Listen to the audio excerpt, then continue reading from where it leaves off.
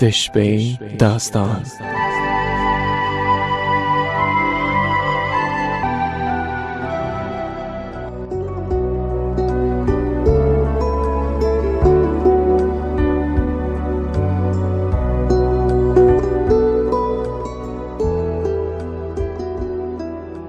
د بخښونکي ولایه زاله څښتن په سپېڅلې نامه. د سپوږمۍ راډیو قدرمن اورېدونکو سلامونه، ستړي مه شئ او له رنګینیو ډکه شپه مو په خیر.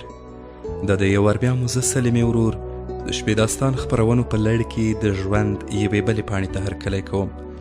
ژوند په زړه پورې ناول چې له مینې، مبارزې او بریالیتوبه کیسه کوي، ښاغلي محمد خان ذهین لیکلی.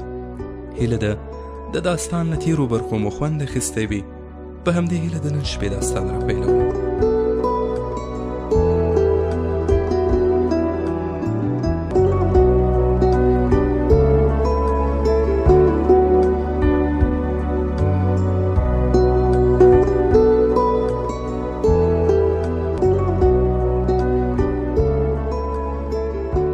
د میرمنې په مخ د اوښکو بې شمېره لارې جوړې شوې.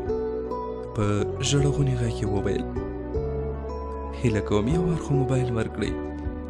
سمه ده، موبایل ورکوم، خو ګوره ډېر وخت نشته. لنډو کې د ژوند آخري خبرې ورسره وکړئ. واخله ځوانه، کورنۍ سره دې د ژوند آخري خبرې وکړه. میرمنې یې په سلګو سلګو کې د خاوند نوم اخیسته او په ژړا کې یې ترې پرله پسې پوښتنې کولې. زړګیه ولې؟ دا څوک دی؟ وهلی خو به یې نه یې؟ ولې تا سره داسې کوي؟ څه زیان خو به یې نه وي درته رسولی؟ د خاوند یې د میرمنې حالت په خبرېدو ستونی ډک شو او په ټیټ غږ یې وویل: ژاړه مه ګرانې، هسې نه ما دلته وژړوې. بیا به دا وحشیان وایي چې عسکر د مرګ له ډاره له سترګو د ارمان اوښکې توی کړي. زه د دې وحشي صفته انسانانو څخه هېڅ ډار نه لرم.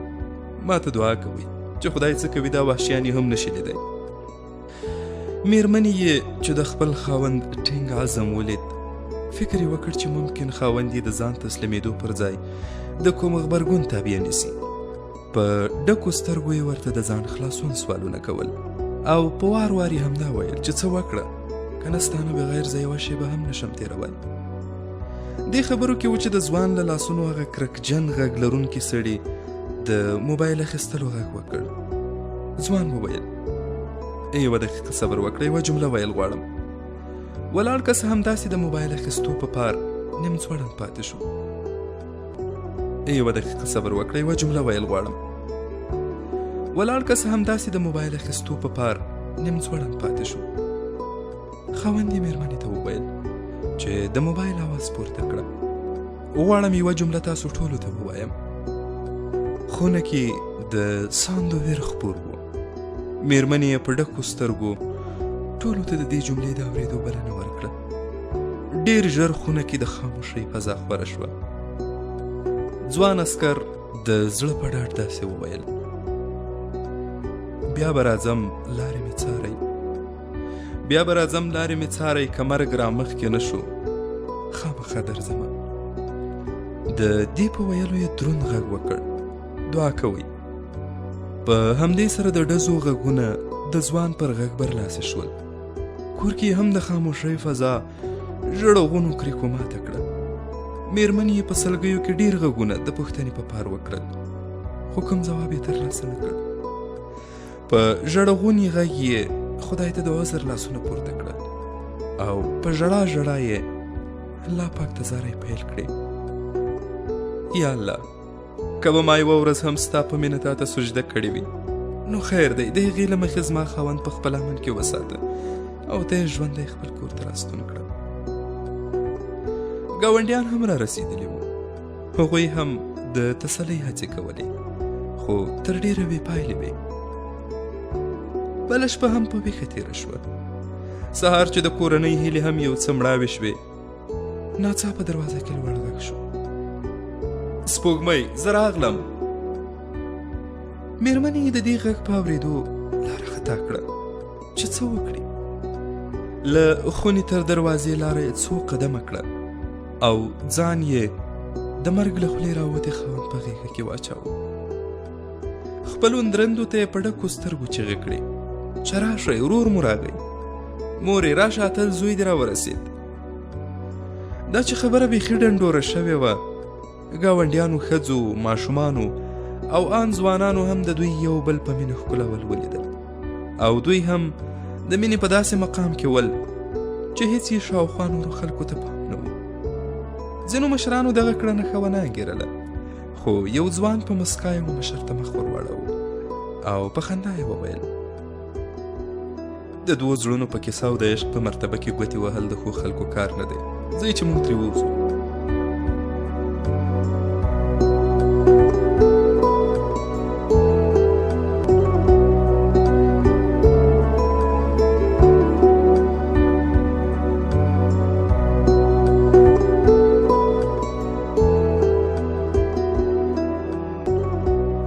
دغه جدا شوي جوړه چې په ځانونو پوهېدل، دا وخت د ځوان عسکر خویندو او مور ترڅنګ یې ټولو نږدې خپلوانو د ځوان د ښکلولو هڅې کولې. بې اختره خوښۍ بې مړې غم ته په دې کور کې لغته ورکړه. هېڅوک نه پوهېدل چې له خوښۍ څه وکړي او څه ووایي. مېرمنې یې له خدایه شکرونه ایستل او خپل سور څادر یې یوې ګاونډۍ پېغلې ته ډالۍ کړ.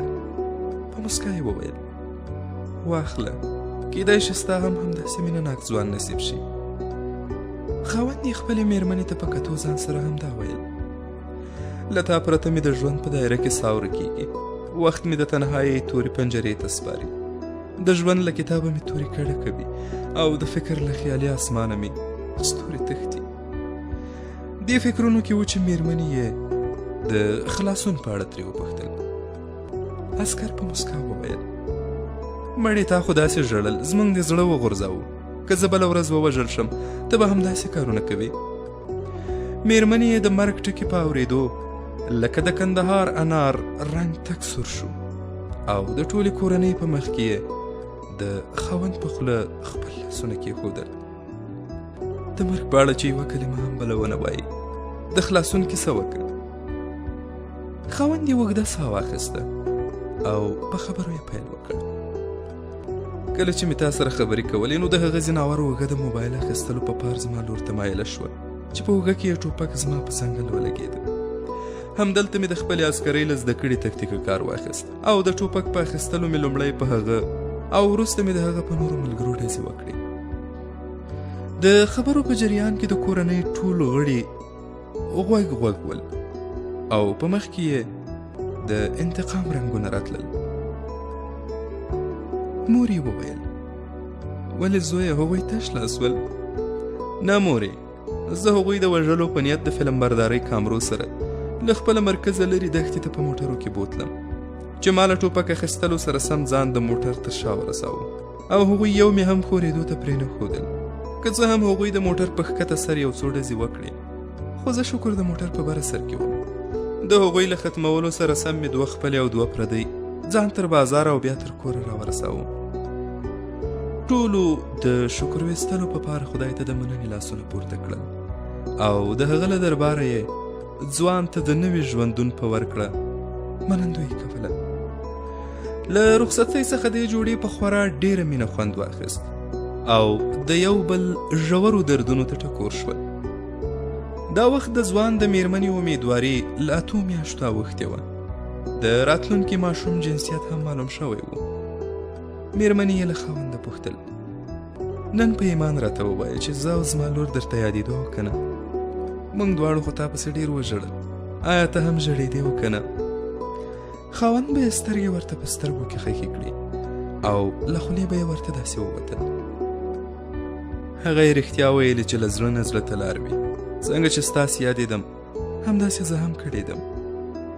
دا چې د رخصتۍ ختمېدو شپې را لنډېدې، مېرمنې یې بیا تلو ته هېڅ زړه نه و. هغې ورته د شخصي کاروبار مشوره ورکوله، خو خاوند یې د عسکرۍ قرارداد تر ختمېدو د دندې په ترسره کولو ځان مکلف ګاڼه. په سبا یې د تګ آمادګي نیوله چې د مېرمنې خاوند ته په کتو زړه وښوید او یو دم یې ورته له سترګو اوښکې لاړې. خاوند بیا هم ورته ډاډګیرنه ورکوله، خو هغه ته دا تګ په زړه کې ډېر دردونکی ښکارېده. شپه شوه، مېرمنې ته یې هېڅ خوب نه ورته. د خپل خاوند په سر کې ګوتې وهلې چې د وخت په تېرېدا یې خپل حالت ښه نه لیده. اړ شوه چې له خپل خراب حالته خاوند خبر کړي. هغه ورته بیا هم ډاډ ورکاوه چې هیڅ خبره نشته، هسې وېرېدلې یې. خو مېرمن یې دا نه منله او په ټینګار یې ورته د خپل خراب حالت یادونه کوله.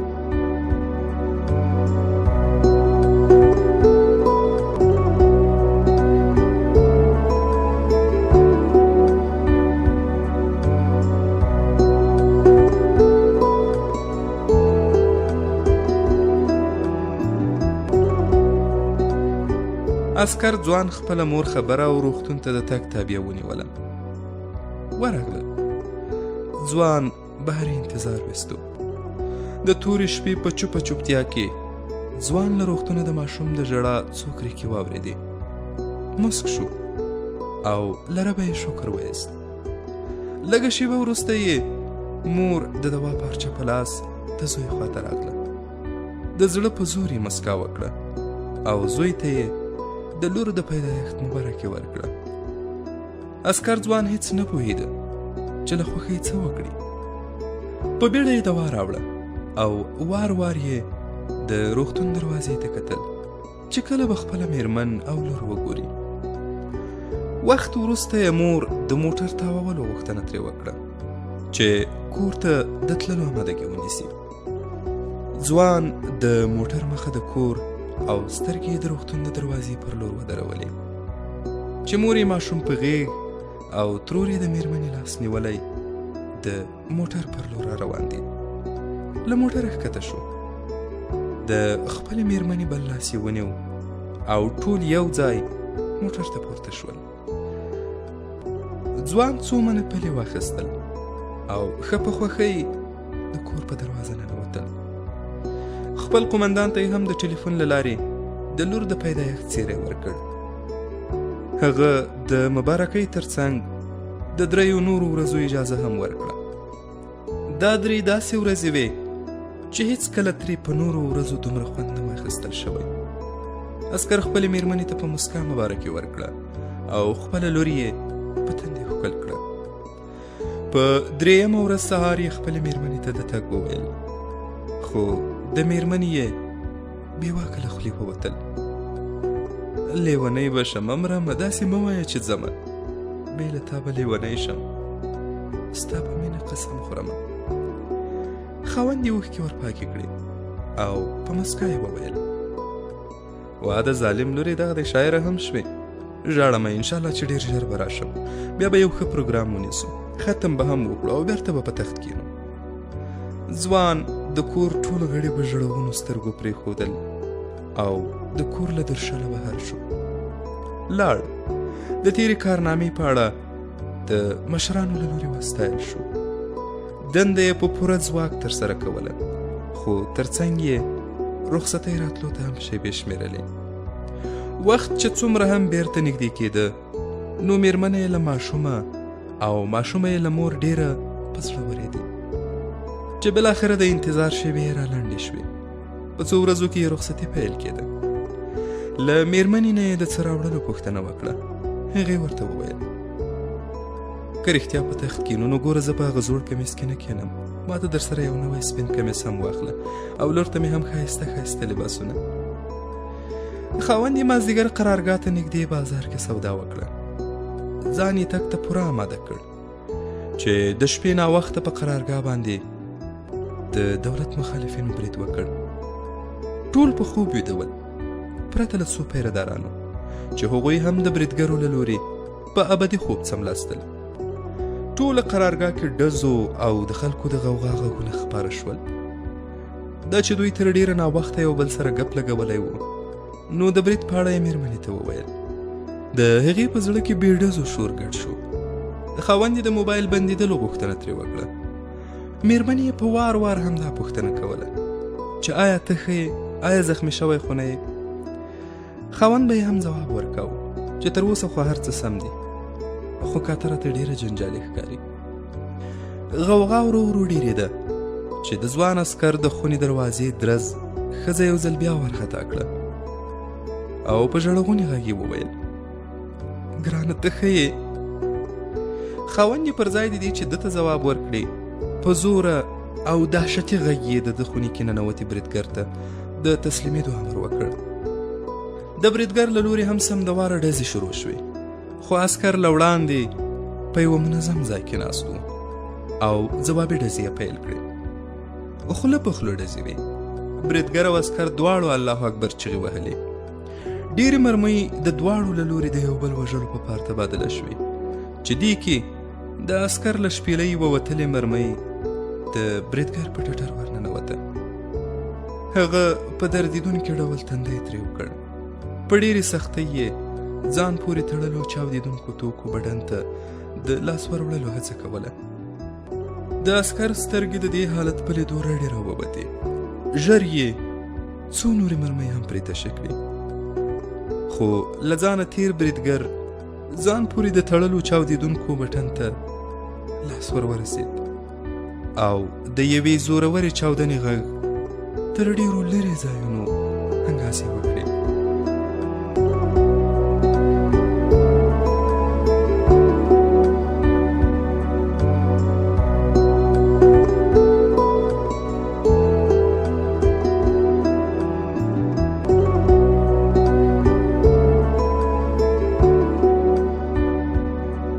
د چاودنې زورور غږ له مېرمنې نه په کور کې زړه وایست.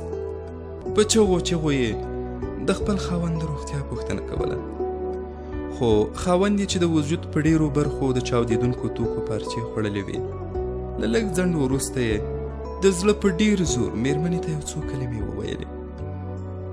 ګرانې، هېڅ ښه نه یم، کیدای شي تر همدې ځایه به وه، ځکه وتل او بیا رغېدل مې ستونزمن دي. ستا مې هېڅ ارمان هم پوره نه کړای شو. د کورنۍ په ټولو غړو په ځانګړي ډول ځان او خوږې لورکۍ مې ډېر پام. په دې سره د خاوند غږ ورک شو. د مېرمنې ناتراشه کریکو د شپې په خاموشۍ کې انګازې وکړې. څو میاشتنۍ ماشومې هم په چغو کې خپله مور بدرګه کوله او په خپلې یتیمۍ یې د درد څو زورورې کریکې ووهلې. د کور نور غړي هم په ورختایۍ د ناوې تر خونې راغلل. د هغوی راتلو سره سم موبایل کې بیا کمزوری غږ تر غوږ شو چې د زړه په ډېر زور یې د اشهد ان لا اله الا الله و اشهد ان محمدا عبده ورسوله کلمه وویله. د مېرمنې په زورورو چغو د کور غړو په غوږونو کې لاسونه کېښودل او په وار وار یې له مېرمنې د لامل پوښتنه کوله.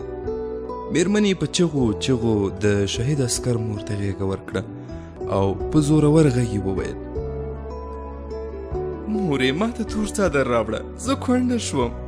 مور جانې، نازولی زوی دې په خپلو سرو وینو ولمبېد او د تورو خاورو کوربه شو. ټولو په رډو سترګو یو بل ته کتل. د عسکر مور چې دا خبرې نه شوه زغملی، خپل انګور ته یې کلکه څپېړه ورکړه چې دا څه وایي. په دې کې د شهید عسکر مشر ورور موبایل تر غوږ کړ. د څو انسان خوړونکو ډزو غږونه یې واورېدل.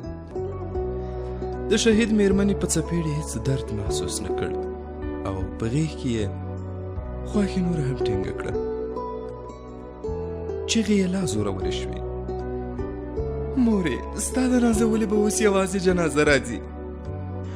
دې سره د کور نورو غړو هم د حوصلې زغم له لاسه ورکړ او په چغو یې پیل وکړ.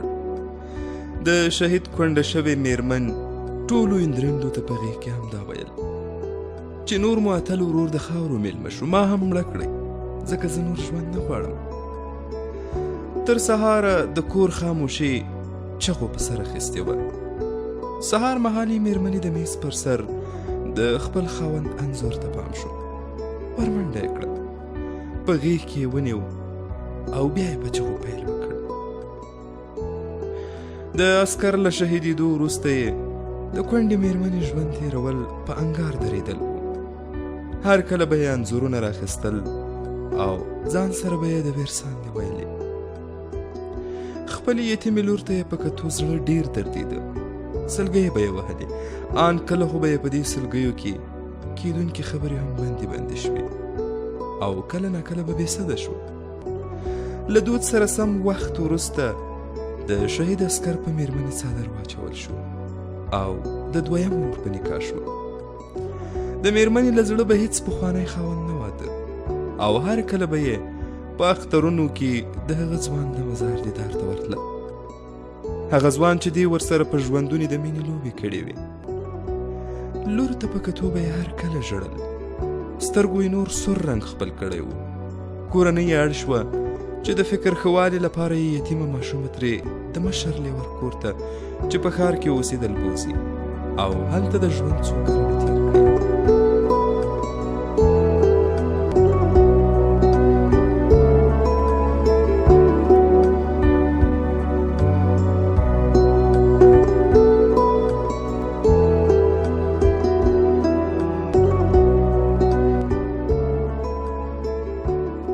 شپې داستان خپرونې درنو مینوالو، زموږ د نن شپې داستان دا برخه هم همدومره وه او په همدې ځای رانغاړو. تر بیا بلې شپې چې یو وار بیا زه سلمې ورور د ژوند له یوې بلې پاڼې سره ستاسو درانه حضور ته راځم. تاسو په لوی او مهربان الله سپارم. سوکاله ژوند ولرئ.